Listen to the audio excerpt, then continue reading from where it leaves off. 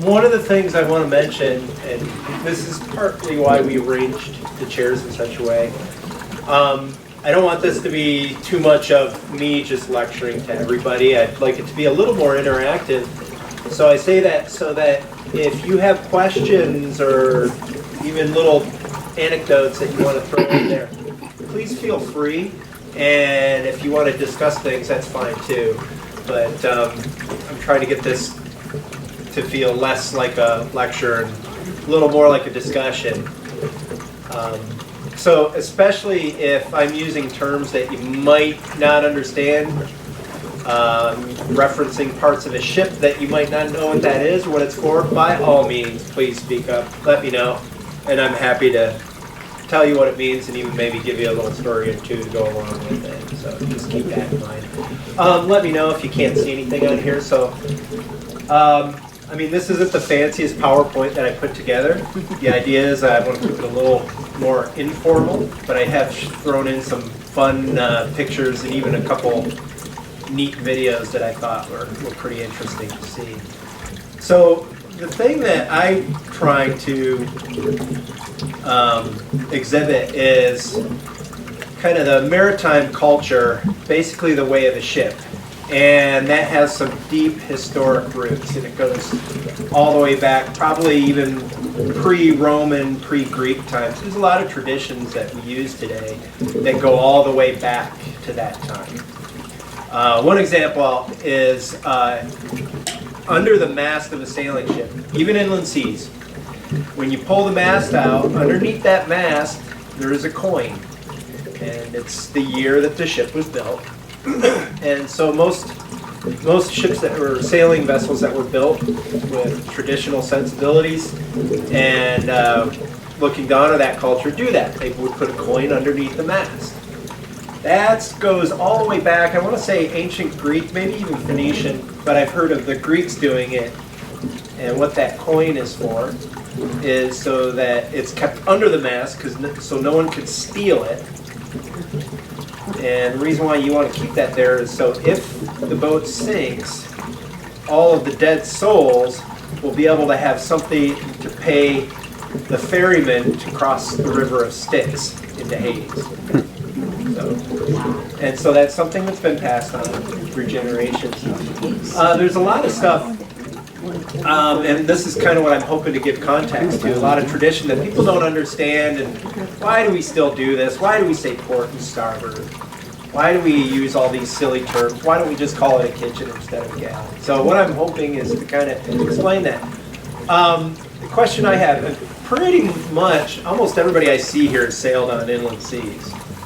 So is there anybody here that's worked on a commercial vessel other than inland seas? So we've got one. Anybody been in the Navy? Okay.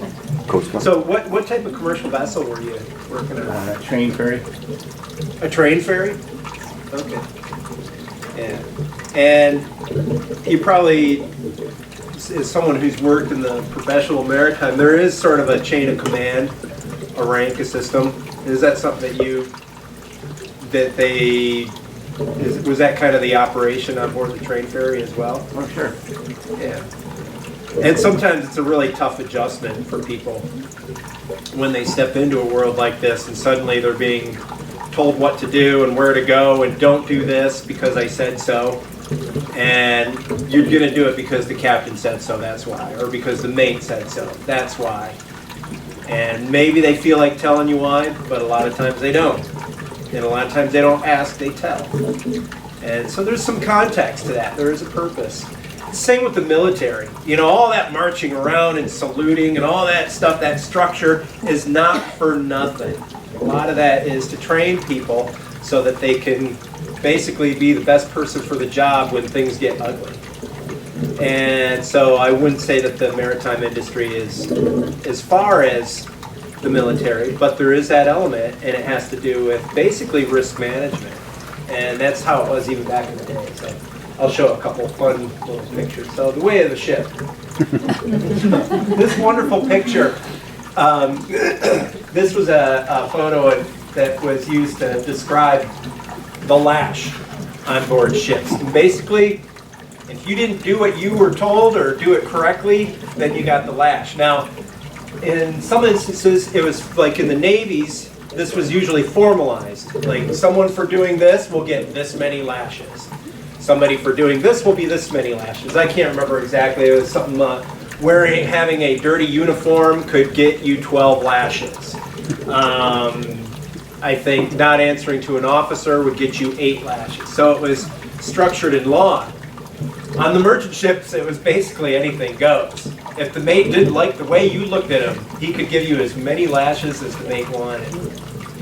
And what I'd read also on Navy ships, sometimes the surgeon could intervene if he felt that, look, you're giving this guy a little bit too many, he's probably not going to make it. If you keep lashing him, you're going to be one less crew member. So the surgeon could intervene. On the merchant ships, they didn't have that luxury.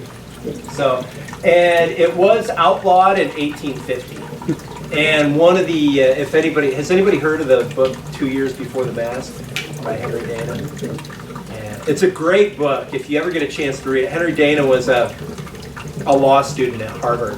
And one summer he decided to ship out on a sailing vessel. This was 1830s, 1840s. It was before California became the United States, when it still belonged to Mexico, because that's where the ship went. It went around the Horn to Mexico for the leather trade, and he had talked about having to clear customs in Monterey, because they were clearing from the United States into Mexico, and talking about these little missionary settlements that only had a couple shacks by the name of Los Angeles. It's a really interesting book, but he talks about a lot of ship culture, and he does record an instance of when a crew member got the lash. And it was actually when he got back, he became a lawyer and he advocated for the rights of mariners. And one of the things that he pushed for, at least his description of it, made such an impression that they ended up outlawing the lash in the 1850s. Now the only problem is once you left shore, you were under your own law. It was the captain's law. And if the captain didn't care to honor that, well, you were going to get the lash if you messed up or if they didn't like it. This is giving you an idea of how ships evolved. I mean, this is going back to ancient Phoenician vessels, Roman vessels right here. You know, and then it evolved in some of the more modern,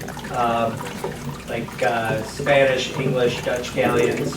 And then down here, this was probably one of the last words in commercial sail. This is the mighty Crusoe, 5-masted square rig ship. She was about 17 or 18 stories high. So over 170 feet to the top of that mast. Massive ship.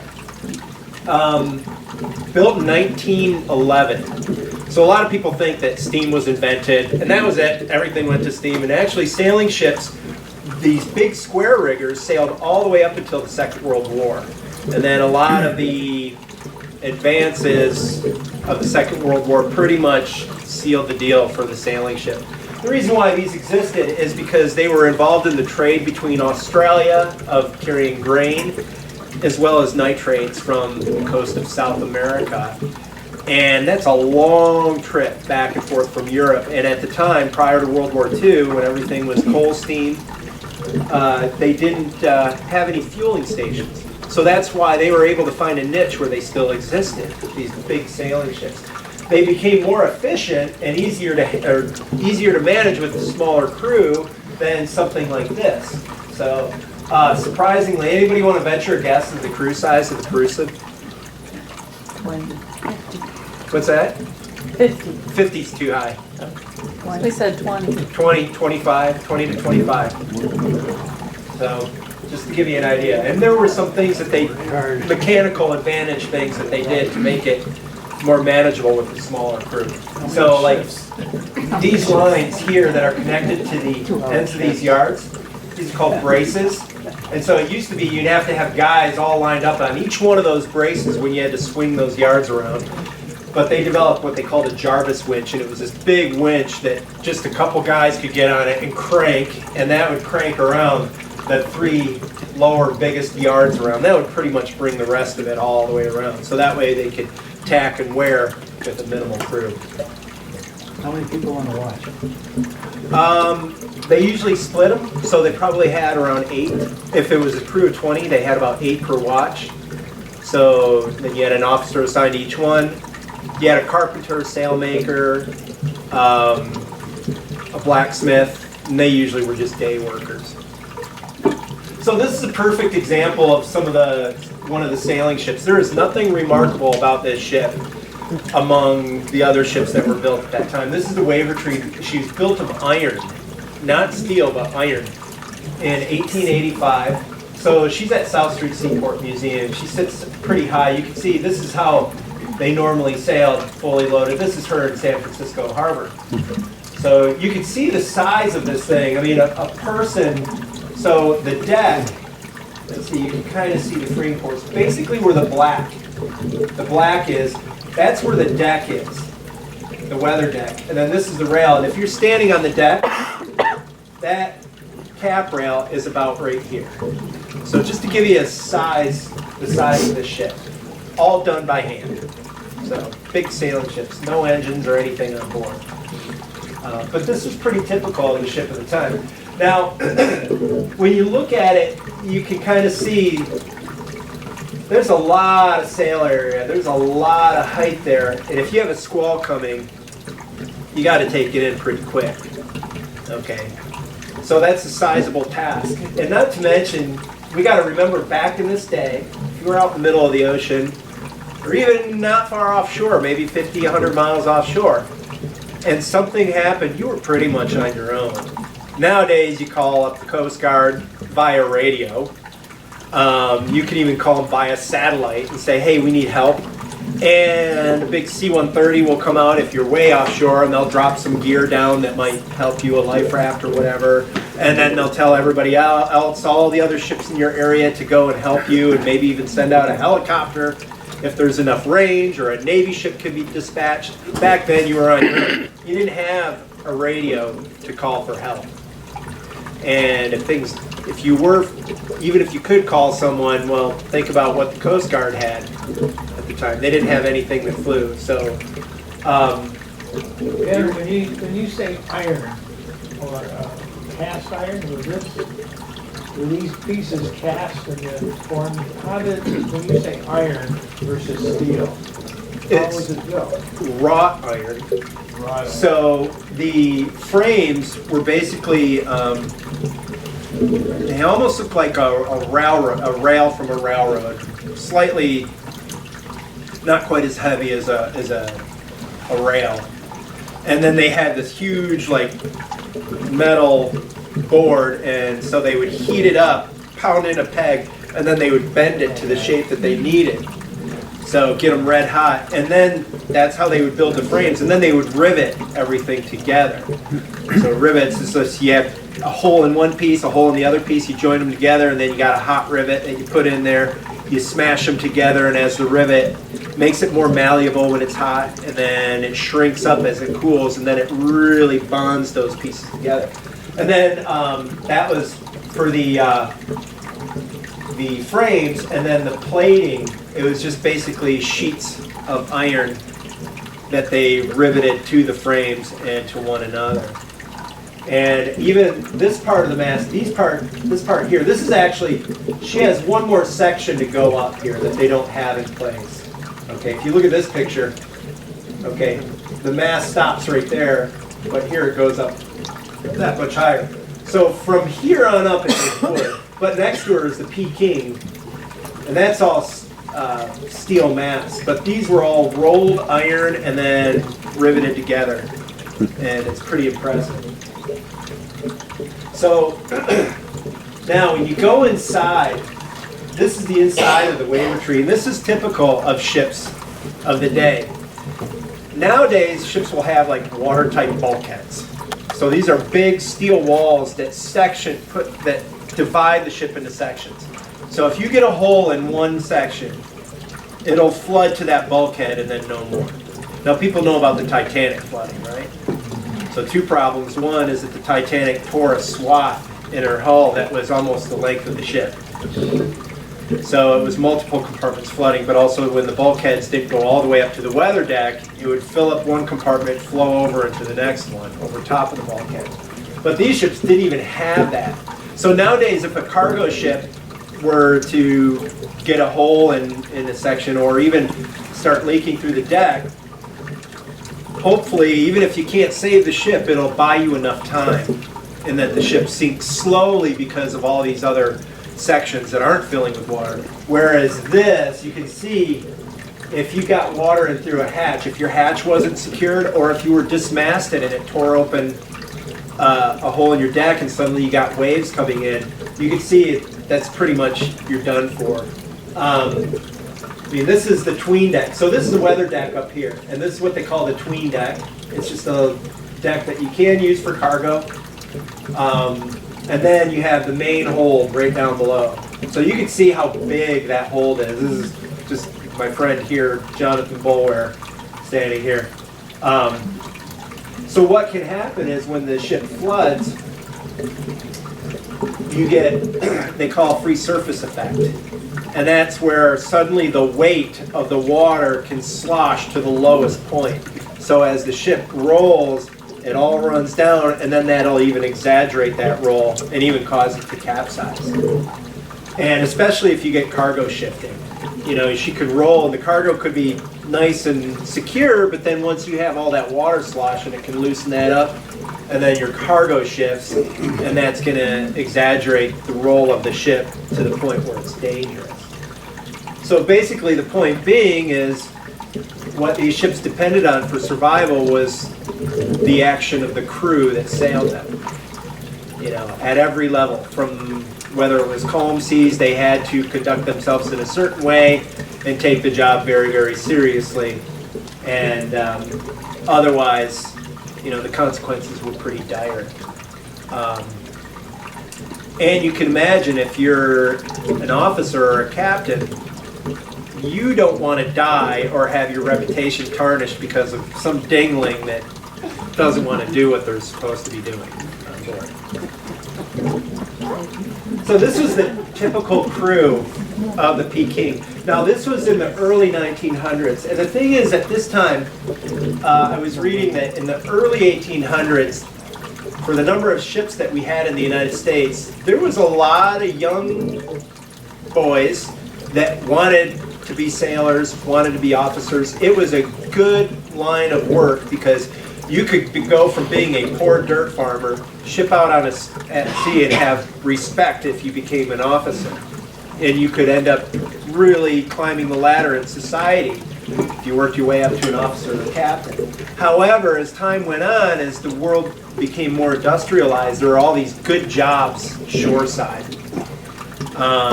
Good as in, you know, you only worked 10 hours a day or 12 hours a day, 6 days a week, and you know, you got to go home and sleep in your own bed for the few hours that you slept that night. It was still dangerous and abusive, but it was everything that sailing was, but without the fear of drowning and sleeping in your own bed and having one day off a week. So a lot of people that otherwise probably would have gone into the maritime trade were working shoreside, so ships became desperate. And as sailing ships continued on and steam became more prevalent, it got to the point where a lot of the good guys were like, I don't want to work on this thing anymore. It's dangerous, it's miserable. I'm going to go work on a steamship where it's easy and you get paid more. So the steamships had less trouble getting crew than what the sailing ships did. So what happened is as you got towards the end of the 19th century, beginning of the 20th century, they were really scraping the bottom of the barrel. So what you had on board weren't necessarily these young, eager cadets, but rather whatever drunk guy got a drug slipped in his drink or just got fall on his face drunk and then woke up the next day in a forecastle. And then you had to get them to run the ship. So these were the types of folks that you had on board. This was on the Waiver Tree. This is early 1900s, and I read the story about it. This is the captain right here, a Scotsman that apparently didn't really know how to run the ship well. This was his uncle, the first mate, who did know how to sail the ship. So the captain had to rely on the uncle. And of course the uncle, I guess, he was a bit of a teetotaler. He liked the bottle. And that's probably why he was the uncle that was the first mate as opposed to the other way around. But it was also, yeah, he liked to use his fists. So there was a steward that went in and did whatever, showed up in the galley and had a big old black eye, because I guess he somehow got sideways of the mate. And then some of these characters, some of them were good sailors, some of them were riffraff. One guy talked about an American in, I think they were British Columbia, he was a lumberjack, came aboard the ship, and the first thing they did at the first crew muster was he slammed a bottle of whiskey and then fell flat on his face. So, these were the type of characters you had. Now this is one of the old clipper ships. This is the Flying Cloud. This was actually prior to the Waver Tree. So the Waver Tree was built in 1885. The clipper ships came around in the late 40s, but really met their heyday early 1850s. And what they figured out was, prior to the clipper ships, they were like, well, you know, the way you make money as a shipping company is you just carry as much cargo as you can, and then you get it across the ocean. Whereas the clipper ships were kind of like, well, what if instead we didn't have as much cargo capacity, but we were faster? Because then we can get a better market price for market-dependent commodities such as tea, cotton, and other commodities that, you know, if you were the first ship in that got there first when the demand was high, you got the best price. Not only that, you know, the faster you went, the more trips you could potentially do. So there was one designer by the name of Donald McKay, an American, who started designing these big clipper ships. They were around 200 feet long, 3-masted full rig, and they had amazing speeds. They could cross the Atlantic in a week's time. This here is the Flying Cloud. It sailed from New York to San Francisco in 89 days. And that was around the Horn. There was no Panama Canal. That was around the Horn. All under sail. So now, one of the things characteristic of the clipper ships is they had very sleek hulls, and they had huge sailing rigs, huge stretches of canvas, to the point that nowadays they probably would never let a ship certified with that type of sail area and stability characteristics. So, and they would carry a ridiculous amount of canvas in conditions that we wouldn't even think about carrying today. They liked finding foul weather because that's where the wind was, and if you had 30, 40 knots of wind, by golly, you might set a record. And that's what these guys wanted. And they made pretty good money as an officer. So the pressure was pretty high to get the ship to perform. Yeah. How high into the wind can those sail? Not very high. I would say probably at best maybe 65 degrees off of the wind, but more like 70, 75. And the square riggers were not that good for sailing into the wind. And so if you look at, in most areas where they used square riggers, that was for crossing an ocean. You didn't really use them for Great Lakes. You didn't use it for coastal, where you had to just basically sail between point A and point B, and within the latitudes of the ports that you were sailing. You were going to sail all the way across the Pacific, the Atlantic Ocean, around the world. And so what you would do is you'd catch these trade winds. So the route that the clipper ships would take, if you went from New York to London, or New York to England, you would leave New York Harbor and you would start going north up the coast. You'd go up that coast of Maine, Nova Scotia. You would end up heading past Newfoundland, just south of Greenland. So you take that northern route because which direction does the wind predominantly blow from in this area? West. Okay, what parallel are we at? 45. Anybody take vacations out of the Caribbean? Yeah. Where is the wind always blowing from in the Caribbean?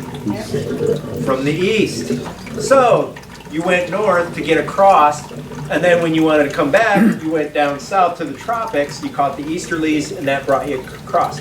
Stay out of the middle, because that's the horse latitudes. Stay at, what's that? The doldrums, yeah. Same with the equator, right along the equator. Stay away from there, because then you'll end up sitting there for a long, long time. So you would pick your routes according to the prevailing winds, and I'll talk a little bit more about that in just a second. So they would, basically these ships were sailing downwind almost all the time, because they were utilizing the trade winds. So that's what their purpose was. And occasionally they'd have to beat to weather if if they didn't want to get set too far aft on their course line, or when they had to get into harbor, they might beat to weather. But a lot of times they'd sail up to harbor, heave to, call the pilot, and the pilot would come out with the tugboat, and the tugboat would end up towing the ship in. So it was more favorable to do it that way than to try to beat your way up into the harbor. So these are two clipper ship captains that I think are a good comparison. Okay, this is Captain Waterman, and this here is Captain Creasy. So Captain Creasy was the skipper of the Flying Cloud when she made her record passage. Whoops. Captain Waterman here was the captain of a ship called the Challenge. Now, Captain Waterman had set a record on another clipper ship prior to that, but Captain Waterman wanted to beat Captain Creasy's record, sailing New York to San Francisco.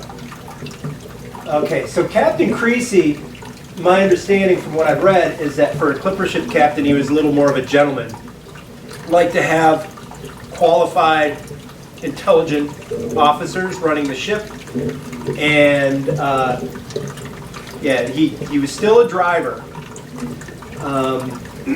but my understanding is he wasn't quite as severe as this gentleman. This man here, they said shoreside he was quite the gentleman, but when he would get on board the ship, one of the things they said about him when he boarded the Challenge is he took in a bucket of seawater and washed himself with it, and the idea was he was washing off the landlubber, Captain Waterman, and he was now the sea captain, Captain Waterman, and his attitude changed. And as he was leaving the harbor, he didn't like his first mate, so he fired him and probably demoted him. And it was probably done with fists brandished. And then he took on another mate called another mate by the name of Douglas. And Douglas was known for beating people just because he felt like it.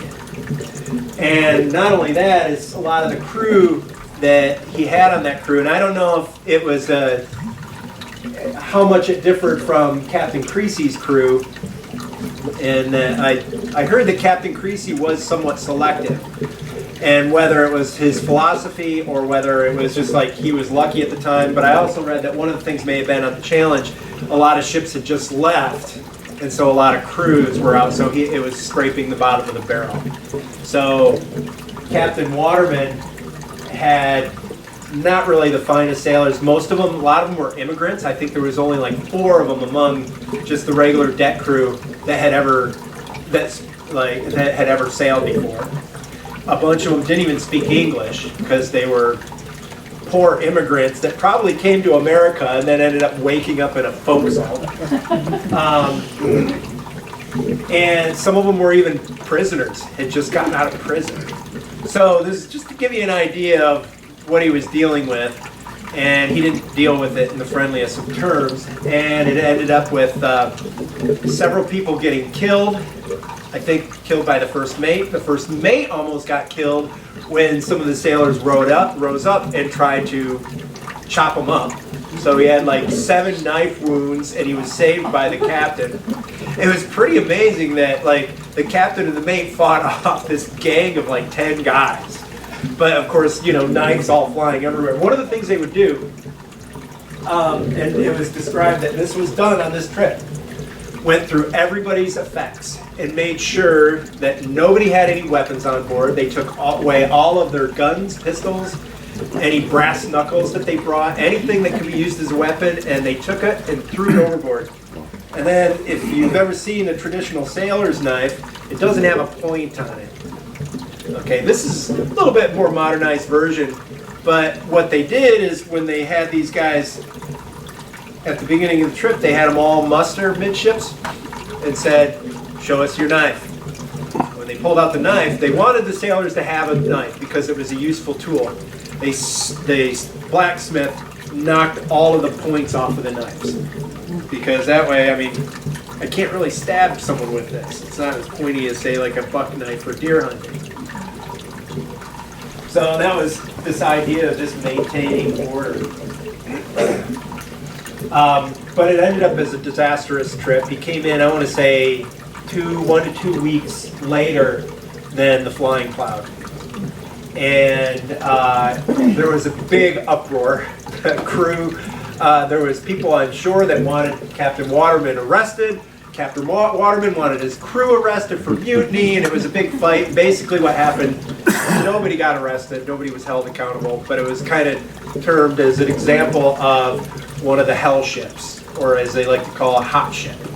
And it was a ship with abusive officers and a bunch of ne'er-do-wells as crew. It's just miserable conditions and terrible morale. Now, however, Captain Creasy could still hold his own on this trip on the Flying Cloud, and this makes it even more amazing, I think.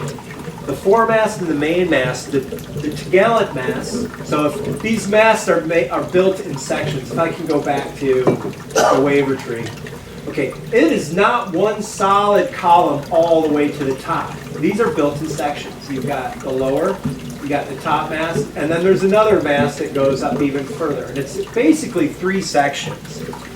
Okay?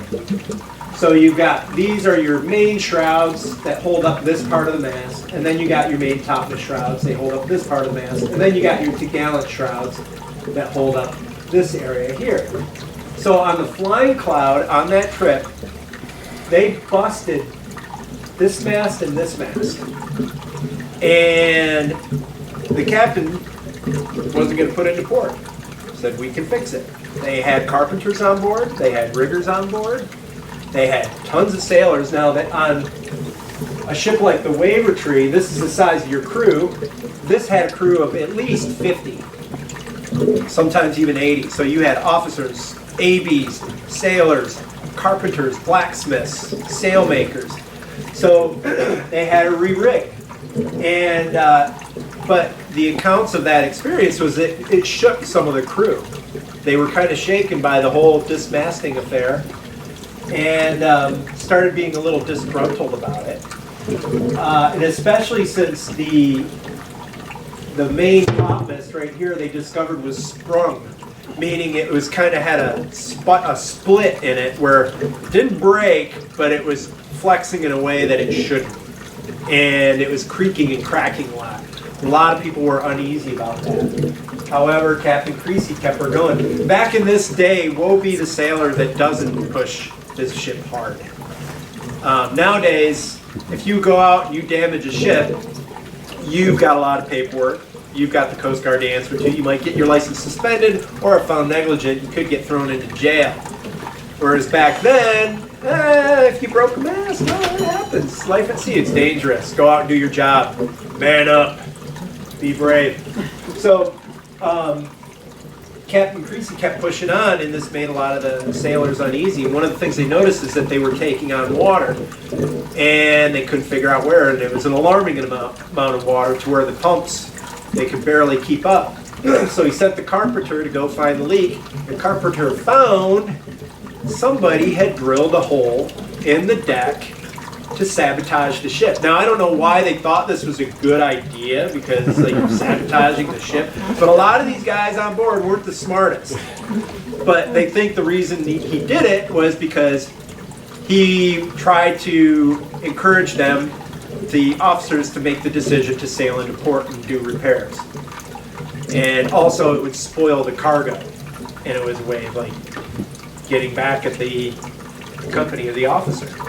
Because it wasn't a good thing to have on your record, but I still think that this is probably a bad idea. Yeah. Were any of those ships owned by the captain? Or No, big companies? well, Not that I'm aware of. My understanding is that the Clipper ships were owned by companies, basically shareholders, and like you had the Black Ball line. I'm trying to think of some of the other names. The Black Ball line is probably the most famous, but it was just like, White Star Line or Cunard, companies today. I'm not sure what kind of shell game they used for as far as who owned it, but yeah, they were usually company owned. So they still pressed on, and one of the other thing I thought was interesting, and I didn't have a picture. Apparently there was no picture of her, but his wife was the navigator, and her name was Eleanor Creasy on this trip, and she'd learned to navigate when she was young. I think her father was a captain, and she ended up navigating on that trip here. And one of the things she got a hold of was there was a Navy officer by the name of Maury, and this is someone who charted the ocean currents and predominant winds. And she studied that. And so when they were saying, okay, we should set our course for this direction, she's like, no, let's go further east, because the winds will be better. The currents are more in our favor. But that makes the trip so much longer. Yeah, but it'll be worth it. And they credit Eleanor Creasy to the record passage as far as the navigation. And the thing that's pretty incredible is that here's a woman in the stiff Victorian times where women didn't have much say in anything, yet she was the navigator. And that happened on a number of accounts, where the wife of the captain or the daughter of a captain exhibited some skill. But one of the things I think it speaks to is the character of the captain, who says, well, okay, she can do this better than I can, so I tell you what, honey, why don't you do the navigating? And so there were some of those captains there. To me, I like to think that speaks to his character in terms of being a gentleman. So that's why I kind of contrast the two. The guys who tried to sabotage the flying cloud, now they were just let go. He shackled them, put them in irons, and that's where they stayed until they were needed once again. And I can't remember, I think it was, there was a sail that blew out, and he's like, all right. So took him out of shackles, put him to work, and I think then he shackled him back in. But then by the end of that trip, the accounts of his log was that when they started getting close to the coast of California and realizing what kind of timing they were making, it was like, look, we're going to set the record for this. And apparently that infected the whole crew. So then it went from being timid about this compromised rig to like being all on board with Captain Creasy and driving the ship. And I could only imagine that was a real boost to the morale on board, for the people on board. So just kind of a contrast between the two. And when they showed up, there was like, yay, hero, and all kinds of attention. And I'm sure lots of alcohol was consumed.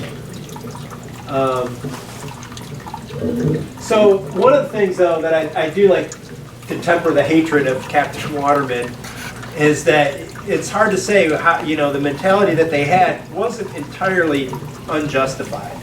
Because like I said, it wasn't like you were getting all these young, eager cadets. So this was written by A.B.C. Whipple. He's a writer, nonfiction writer that wrote a lot about clipper ships. But he says, understandably, the men recruited in this manner, and he's talking about the manner of like press gangs, where you go out and basically get a guy really drunk, or sometimes they drug their drink. I mean, they'd take these people, drag them ashore, they'd get them out of like, oh, you just got out of prison? Well, hey, I got a job for you. And but he says, understandably, the men recruited in this manner did not often make willing, eager, obedient sailors, although they were generally sturdy enough. Merchant Captain Samuels declared, which Samuel said, his parents like, what do we name this one? Just Samuel. Declared that seamen of that era were the toughest class of men in all respects. They could stand the worst weather, food, and usage. But, he added, They had not the slightest idea of morality or honesty, and gratitude was not in them. The dread of the belaying pin or heaver kept them in subjection. I tried to humanize these brutal natures as much as possible, but the better they were treated, the more trouble my officers had with them. So it's easy looking at it through today's lens and having disdain for officers and captains. But yeah, you got to consider what they were dealing with. And this wasn't the predominant culture. I mean, this is the one that these are the ships that everybody likes to write about because, by golly, that's why Jack London was so fun to read, because it was all this turmoil and distress and man versus man, man versus nature. What makes a better story? I mean, you don't want to read a ship of like, we were all jolly souls, just sailing afloat.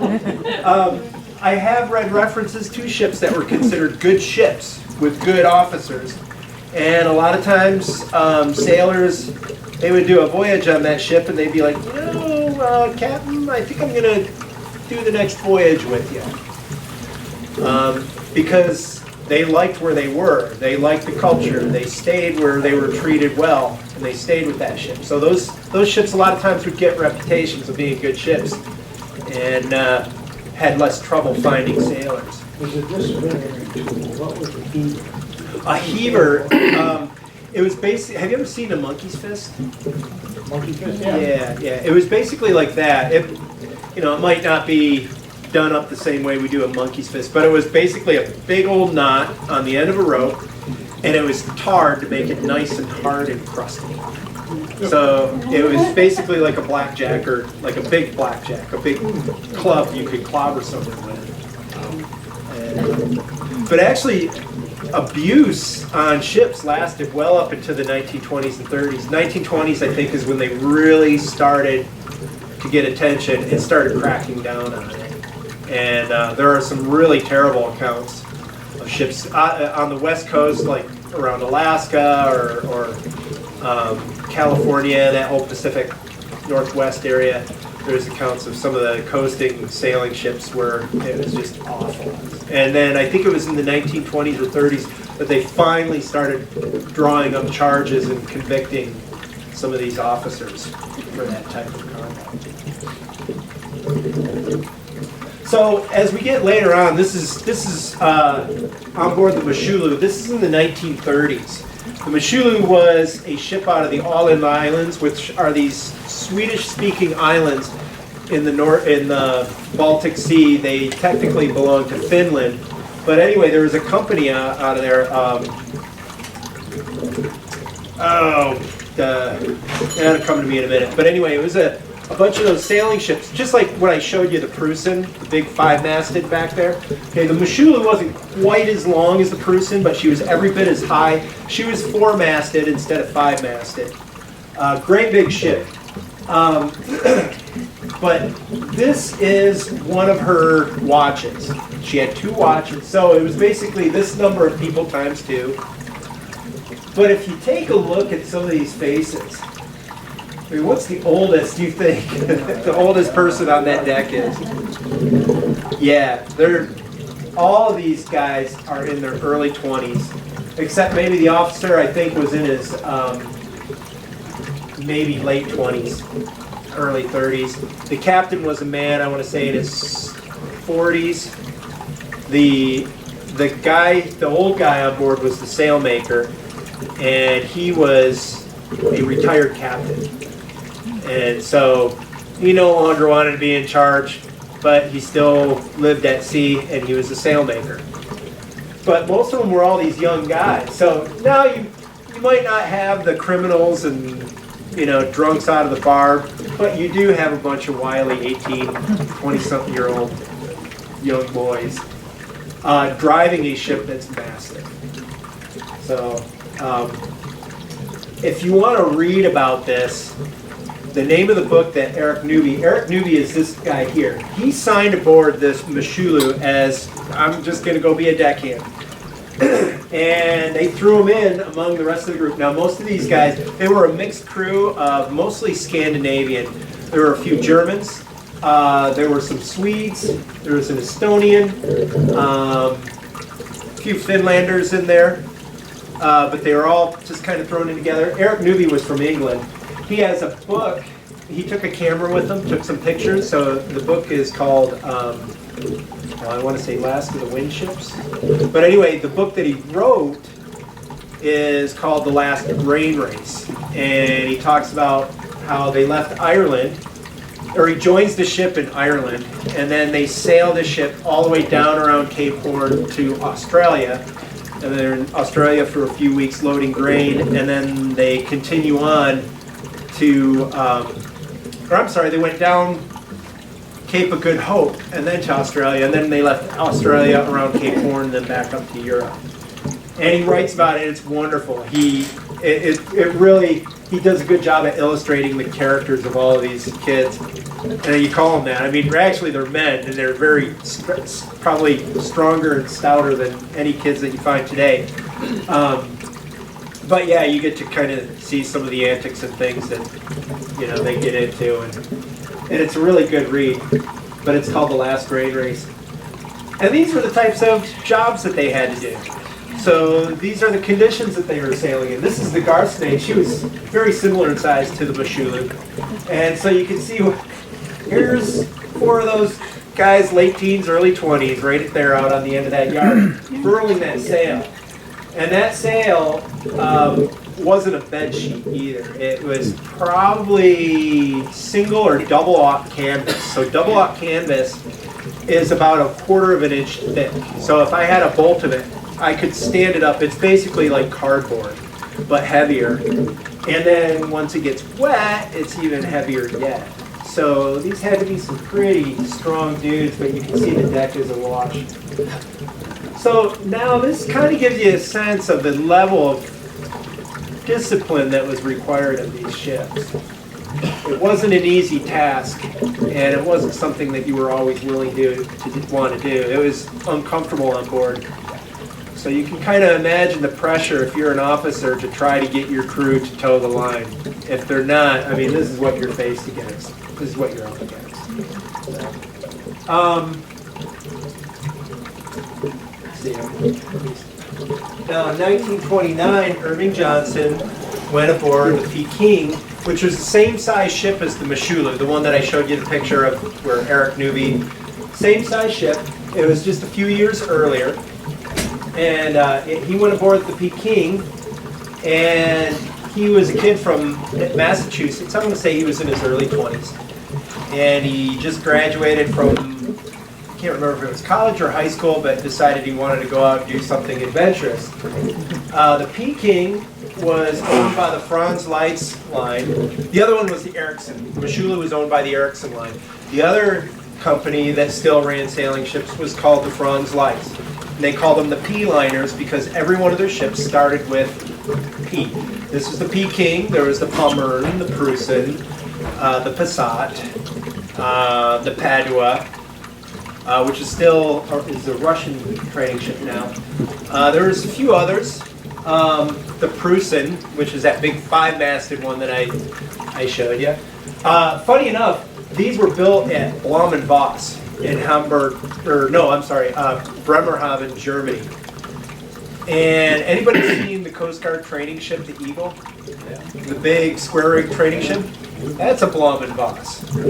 So she is of the same pedigree as Peking. Smaller than Peking, but the same fellas who worked on the Peking were probably, well, it probably was their kids, worked on the Eagle. Now it was called the Horse Vessel, and it was for a different type of military than what the German Navy has now.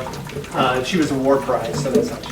But anyway, so he took along a camera and he filmed a lot of these shots. So, and this is him narrating. These sails are becoming bleached and just beautifully white, bleached and cleaned by the rain, and there's no pollution out here whatsoever. But you should see the safety regulations have on this ship. You know, they never heard the word. So, something I'll mention about the Flying P-line, the Franz Leitz ships, is they were very well maintained and they were well run. The officers were very experienced. A lot of them had started as, a lot of these young guys did, and then after about 20 times around Cape Horn, 30 times, then they would kind of graduate up to being an officer of bosun, and then eventually to captain. Now, they didn't have to go into prisons, they didn't have to go into bars. Their sailors, well, they had a couple advantages. They didn't need 50 guys to run the ship like the clipper ships. Because even though these ships were enormous, there were some things that the Germans were good at as far as making things more efficient. And so you could handle a bigger ship with fewer crew. But at the time, if you wanted to be an officer on a ship, say I want to be an officer on a steamship, I don't want to do this sailing stuff. Well, too bad. If you want to get your license, you got to have square rigger time.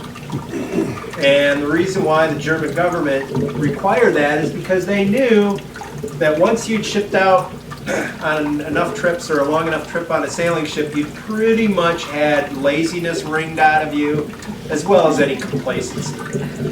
After you've been through that, yeah, you're going to be on your toes if you did manage to complete the voyage. But you can kind of understand why on board a ship, even though when things are calm and people are like, well, why do we got to do this? This is ridiculous. Oh, face the ladder, blah, blah, blah. Well, you don't want to be in the conditions that they showed here. Not that we're going to be sailing in those conditions, but you don't want to be in those conditions. And that's when you got to figure out how to work aloft safely. And that's when you got to figure out how to lash things down. No, you don't. You got to establish those habits early on because those were the types of conditions. And I don't know of. There may have been a couple P-liners that never came back. But as far as I know, they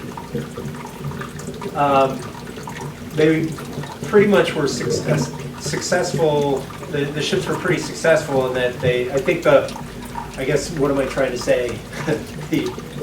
The incident rate was low compared to other sailing ships. You're not using this as a recruiting tool. That's what you're trying to say. Yeah, go ahead. I would imagine when it was calmer, there was a lot of drills and practice for them. Yeah, if you watch this movie, I wish I had time to show you the whole thing, but there is a part in the movie where he's showing the cadets, and the mate would call out a line, and the cadets had to run to it. Okay. And the last one in the line had the captain's dog nipping at his heels. It's great. It's the same movie, and that's one of the things that they're doing is, making sure that they know what they're doing. And this is when they're sailing in the tropics or when it's calm. And also, he has a lot of footage of them, the constant maintenance and upkeep and vigilance that they're doing throughout the voyage, mostly during calm spells, and that's because everybody has to be ready for this stuff. Mentally, physically, the ship has to be ready as well. So, anyway, that's around Cape Horn. If you want to find out more, or if you want to watch the whole thing, I would say go ahead and check it out on YouTube. So if you go to YouTube, just search around Cape Horn. Irving Johnson is the guy narrating. He went on to sail a ship called the Yankee. It was a trading ship. And it's been on some of the old National Geographic documentaries. There's a couple on Irving Johnson. And then there was a guy that sailed under Irving Johnson by the name of Art Kimberly, who ran another training ship up through the 70s. And then there are guys out sailing on some of these tall ships nowadays that came up under Art Kimberly. So there's a little bit of an unbroken tradition. Picton Castle, the captain there is Art Kimberly